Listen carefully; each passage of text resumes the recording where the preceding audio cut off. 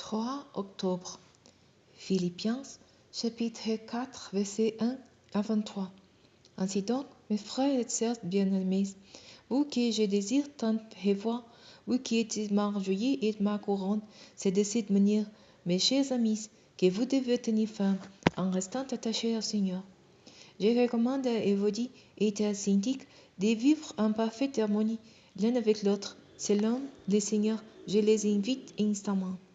Toi, mon fidèle collègue, je te le demande. Viens leur en aide, car ils ont combattu à mes côtés pour la cause du Végile, tout comme Clément et mes autres collaborateurs dont les noms sont inscrits dans le livre de la vie. Réjouissez-vous en tout temps de tout ce que le Seigneur est pour vous. Oui, je le répète, soyez dans la joie. Faites-vous connaître par votre amabilité envers tous les hommes. Le Seigneur est proche. Ne vous mettez en ceci pour rien, mais en toutes choses exposez vos demandes à Dieu en lui adressant vos prières et vos supplications, tout en lui exprimant votre reconnaissance. Alors la paix de Dieu, qui surpasse tout ce qu'on peut concevoir, guidera votre cœur et votre pensée sous la protection de Jésus-Christ. Enfin, frères et sœurs, nourrissez vos pensées de tout ce qui est vrai, noble, juste, pur, digne d'amour ou d'approbation, de tout ce qui est vertueux et mérite louange. Ce que vous avez appris et reçu de moi, ce que vous m'avez entendu dire et tout vous faire, mettez-le en pratique. Alors le Dieu qui donne la paix sera avec vous. Je me suis profondément réjoui dans le Seigneur en voyant que votre intérêt pour moi a pour finalement porté de nouveaux fruits. Que cette solitude à mon égard vous éprouvez toujours, mais vous n'avez pas l'occasion de la manifester. Ce n'est pas les besoins qui me fait parler ainsi, car je prie en toutes circonstances à être content avec ce que j'ai.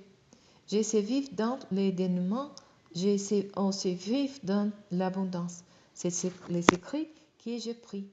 M'accommoder à toutes les situations, en toutes les circonstances, que je sois rassasié ou que j'ai faim, que je connaisse l'abondance ou que je sois dans les besoins. Je peux tout grâce à celui qui me fortifie. Pourtant, vous avez bien fait de prendre part à ma détresse. Comme vous le savez, Philippiens, dans les premiers temps de mon activité pour la cause de l'Évangile, lorsque j'ai quitté la Macédoine, aucune autre église n'était entrée avec moi dans un échange réciproque de dons matériels et spirituels. Vous l'avez fait. Pendant mon séjour à Thessalonique, vous m'avez envoyé par deux fois des dons pour subvenir à mes besoins. Ce n'est pas que je tienne à recevoir les dons. Ce qui m'intéresse, c'est qu'un plus grand nombre de vous souhaitent porter à votre actif. J'atteste par cette lettre avoir reçu tous vos dons, et je suis dans l'abondance. Depuis qu'Épaphrodite me les a remis, je suis comblé. Ils ont été pour moi comme des douces parfums d'une offrande d'agréé par Dieu et qui lui fait plaisir. Aussi, mon Dieu subviendra pleinement à tous vos besoins. Il le fera selon sa glorieuse richesse qui se manifeste en Jésus-Christ. À notre Dieu et Père soit la gloire dans tous les siècles. Amen.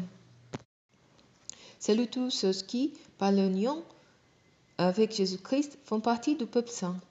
Les frères qui sont ici avec moi vous saluent. Tous les membres du peuple saint vous adressant leurs salutations, et en particulier ceux qui sont au service de l'empereur. Que la grâce du Seigneur Jésus-Christ soit avec vous.